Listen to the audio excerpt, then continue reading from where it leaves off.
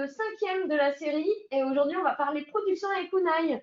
Salut Unai, ça va? Ça va toi? Ouais, nickel.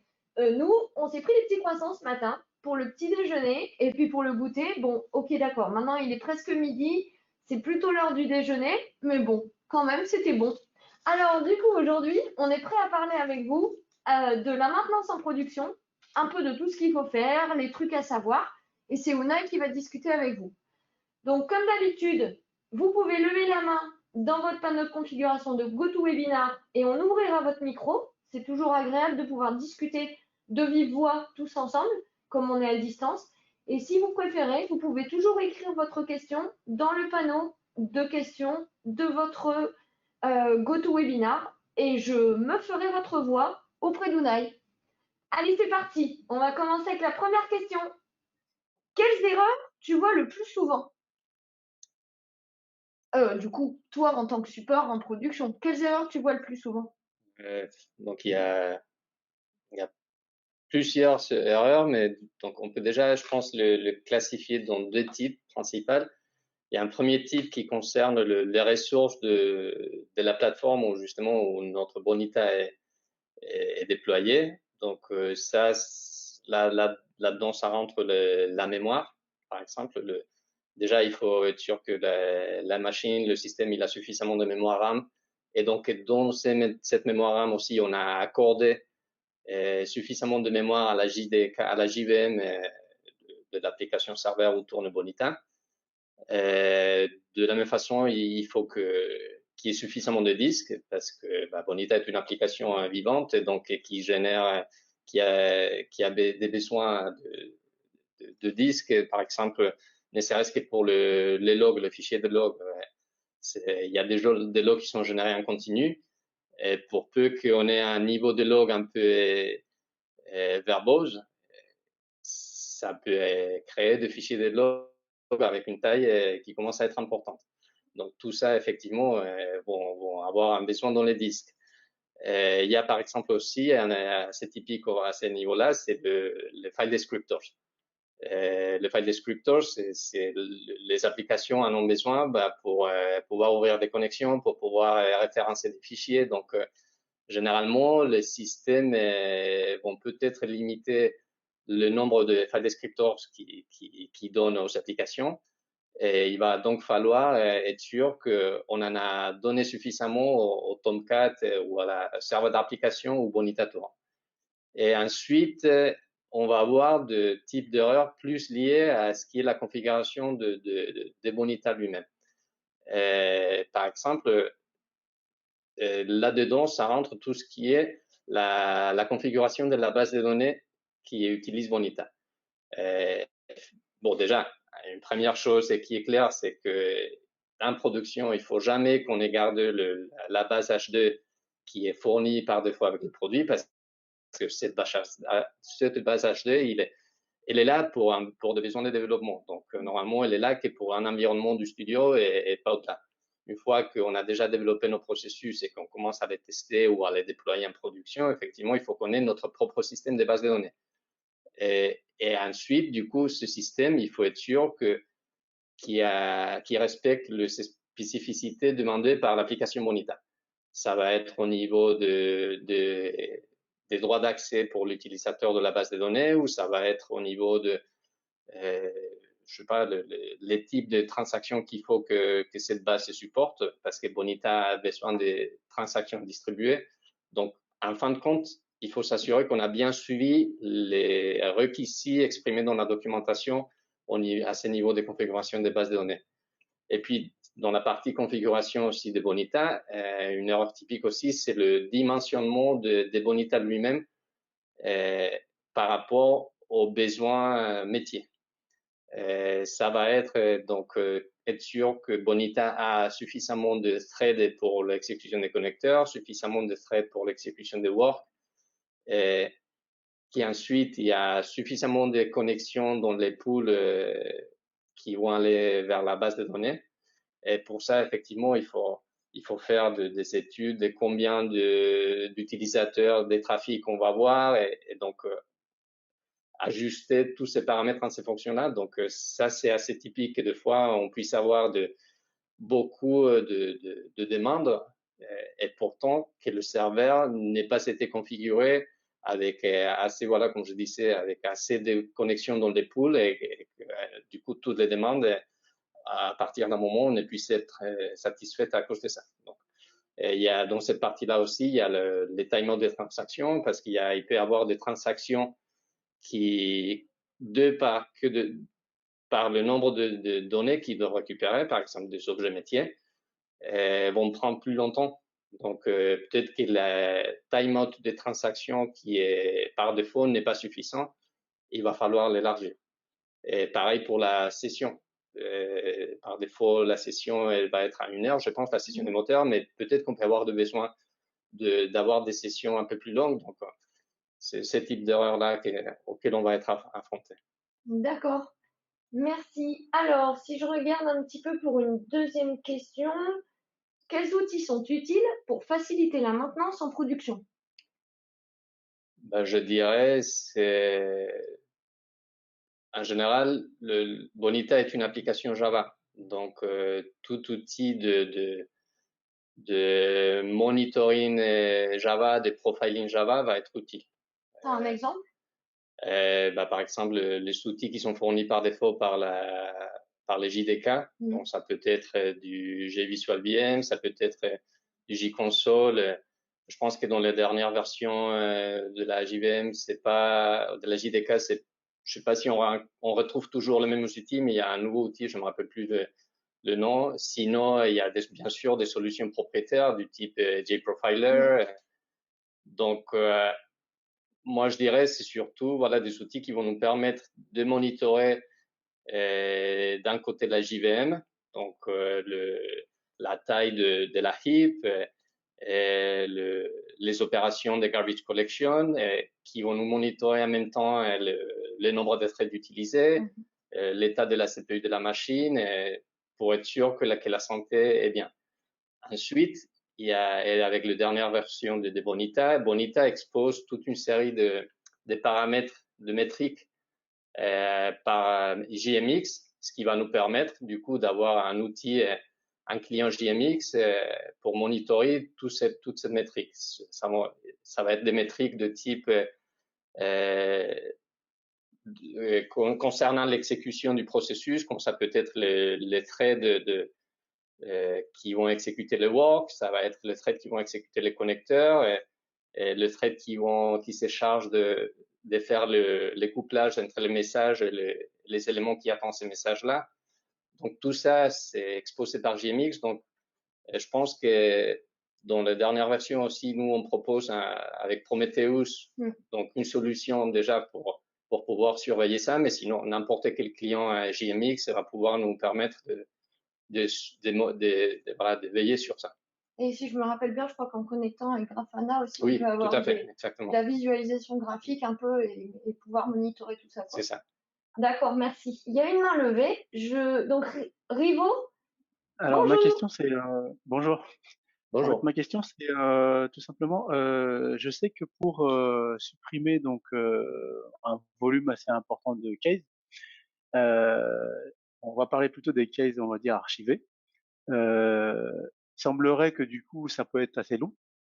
Donc du coup, comme on est sur des serveurs de production, comment on peut quelles sont les best practices pour supprimer sereinement ces cases-là? Est-ce que c'est des jobs de nuit? Est-ce qu'il y a une manière particulière de faire ces suppressions sans impacter, on va dire, la production, sans impacter les utilisateurs ou sans se trouver dans un out of memory ou que sais-je encore des cas un peu d'étranglement, quoi. S'il y a des retours Oui. d'expérience sur ça. Oui, c'est un problème assez récurrent parce que justement, un des gros problèmes et que j'ai oublié de mentionner avant, c'est que dans les productions, justement, on commence à emmagasiner. Et plus de temps on a passé en production, et plus nos archives grossissent. Donc, pour peu que le client ait un trafic un peu conséquent, au bout de quelques temps, on a des tailles de tables d'archives très importantes. Et ça, effectivement, ça a un coût au niveau de certaines parties du produit. Par exemple, le portail, quand il va nous afficher tout l'historique des cas. Donc, jusqu'à il y a peu de temps, et la solution était forcément de passer par les appels de l'API, donc de LinkedIn API. Et là, effectivement, chaque effacement est assez coûteux. Bon, il y a eu des améliorations de version en version.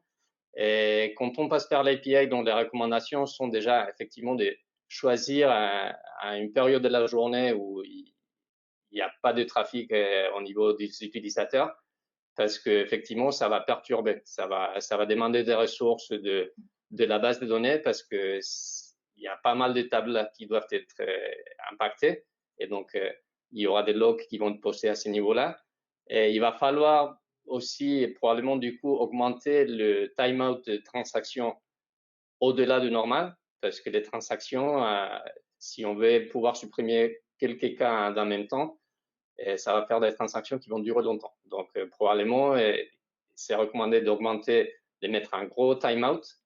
Et quand on a fini la phase de suppression, on remet un peu le timeout à la valeur initiale.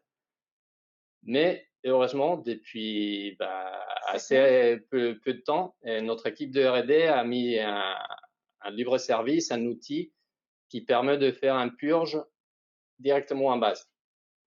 Ça veut dire que au niveau de Tomcat, donc au niveau de Bonita, il n'y a plus de conflit forcément. Après le conflit, effectivement, il va voir que cet outil, lui, il va être en train d'accéder à la base de données, donc les logs de la base de données vont être en concurrence avec l'utilisation Bonita. C'est pour ça aussi que même avec cet outil-là, il est conseillé de le faire pendant des périodes où il y a pas de trafic, où il n'y a pas d'utilisation. D'accord. Mais Donc c'est voilà, nécessairement Pardon?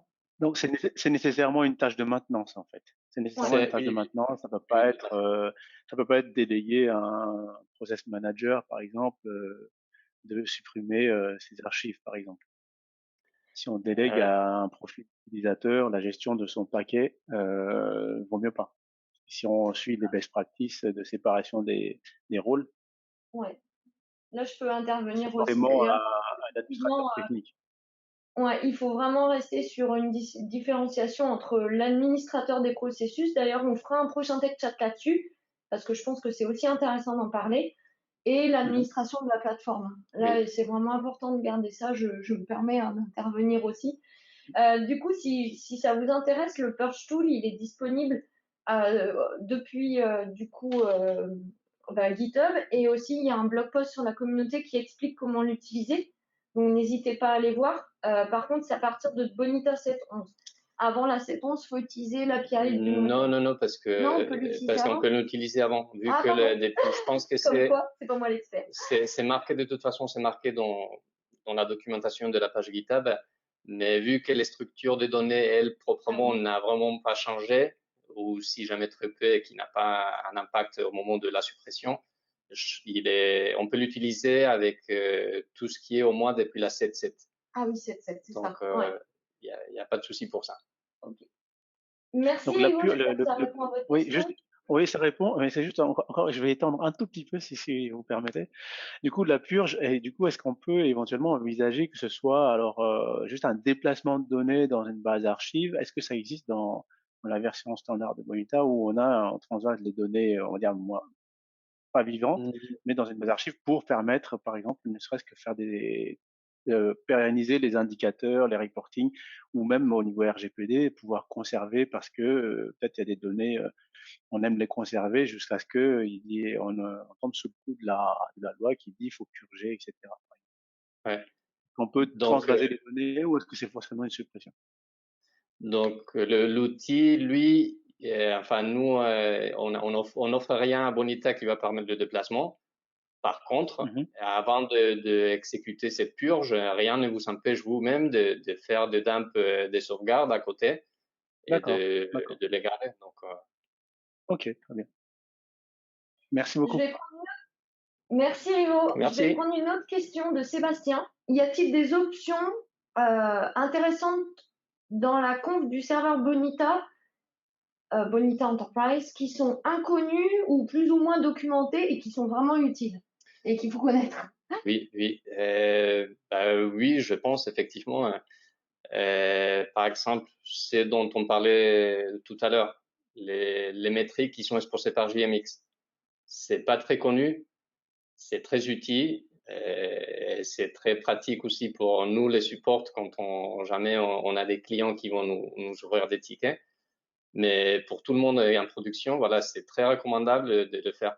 De même, on a les mêmes métriques, enfin, une partie au moins de ces métriques qui sont configurables au niveau de log. Donc, on configure un log spécifique qui est dédié à métrique de monitoring, donc le thread des workers, le thread des connecteurs, le couplage de messages.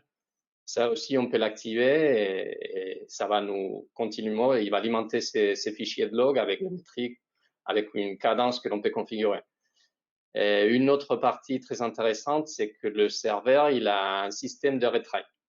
C'est-à-dire qu'il y a le moteur, il est capable de reprendre certaines erreurs qu'il trouve dans l'exécution des work et de le retenter. Parce que beaucoup de ces erreurs-là sont dues à des éléments circonstanciels.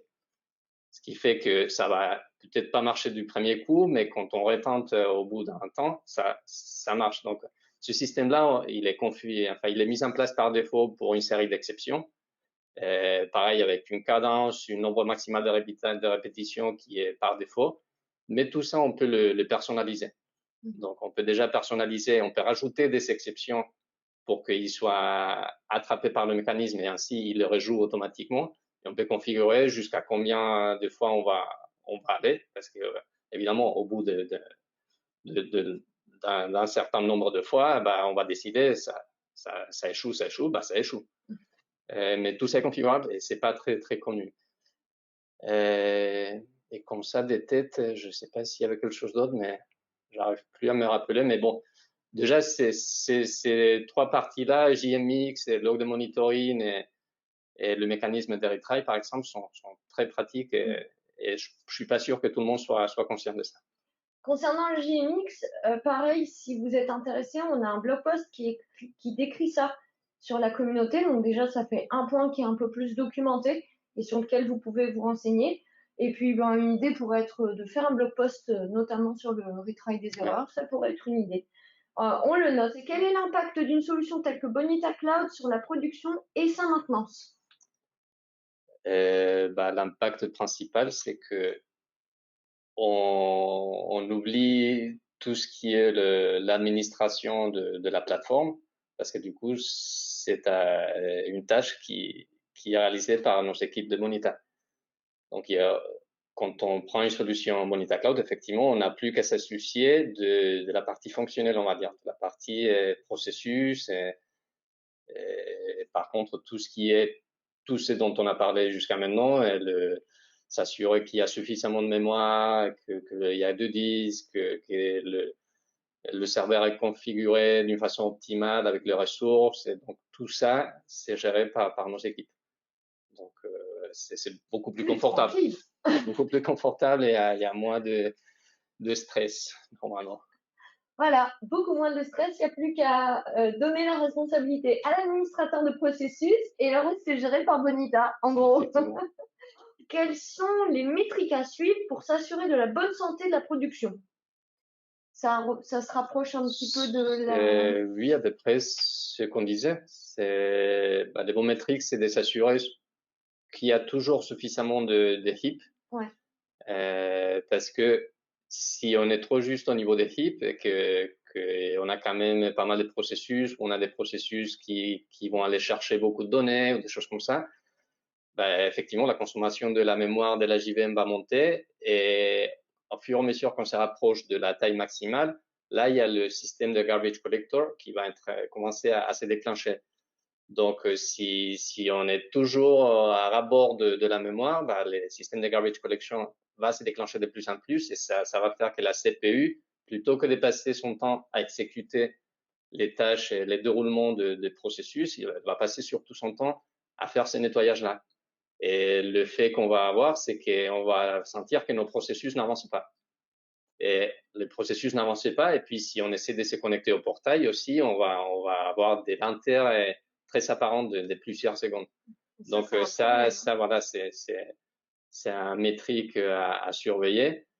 Et puis la métrique aussi, donc au niveau après de trade de Bonita, on doit s'assurer que les work, donc les travaux, les unités de travail qui utilisent les moteurs pour l'exécution et l'avancement des processus, il faut s'assurer que la queue elle s'agrandit pas. Donc que les moteurs a toujours la capacité d'exécuter les work à fur et à mesure qu'ils arrivent. Et donc, il y a un des paramètres de ces monitoring dont je parlais il y a quelques minutes, nous montre justement à chaque moment quelle est la taille de la queue. Donc, c'est normal que par exemple, quand on lance la plateforme, c'est normal que la queue, il y ait un peu d'entassement parce que d'un seul coup, le moteur va récupérer tous les work qui étaient restés sans exécution, enfin, qui étaient pendant au moment de l'arrêt du serveur. Mais une fois qu'il va absorber ça, ensuite, généralement, on ne doit pas avoir la queue qui s'agrandit beaucoup. Généralement, elle va rester à 0 si notre serveur est bien configuré, bien dimensionné. Donc, c'est un autre paramètre qui va nous donner des mêmes aussi pour le paramètre de découplage de messages. Normalement, si tout est bien dimensionné et qu'on n'a pas qu'on n'est pas très juste par rapport à tous les messages qui sont envoyés par nos processus, on devrait voir que pareil, il est capable d'absorber tous les messages qui arrivent avec les éléments qui attendent le message. Donc ça ces paramètres, ce sont des paramètres à suivre. Voilà, du coup, je prends la dernière question. Est-ce que il y a un outil de monitoring à distance qui a été développé par Bonita ou est-ce que c'est envisagé? Il n'y a pas pour l'instant d'outil de monitoring développé par Bonita. Après, on a dans la roadmap, on a par exemple le processus Open Analytics et donc on cogite là-dessus, nos équipes de produits, ils cogitent parce que on sait que c'est un trou dans notre solution, donc ça travaille dessus et on espère que bientôt on aura des solutions de Bonita qui permettront le monitoring, ne serait-ce que déjà de tous les paramètres Bonita, donc toutes les métriques Bonita, donc qu'on aura une solution à proposer nous-mêmes.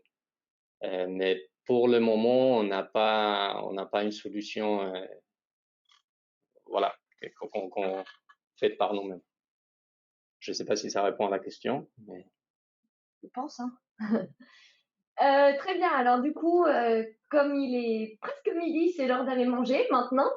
Je vous propose qu'on arrête là ce tech chat. On a beaucoup apprécié toute l'intensité des questions et le fait que vous êtes intéressés par le sujet. Donc, on va faire un prochain tech chat sur l'administration des processus pour pouvoir compléter ce sujet et aussi un tech chat concernant plutôt le moteur, vraiment spécifique au moteur, ce qui sera aussi un complément par rapport à ce qu'on vient de voir aujourd'hui. Donc, suivez-nous dans les prochains mois parce que je pense que vous aurez d'autres sujets qui vous intéressent. Merci Unai. Merci à vous. Bon appétit. Merci. À très bientôt tout le monde et bon appétit. Au revoir. À la prochaine. Au revoir.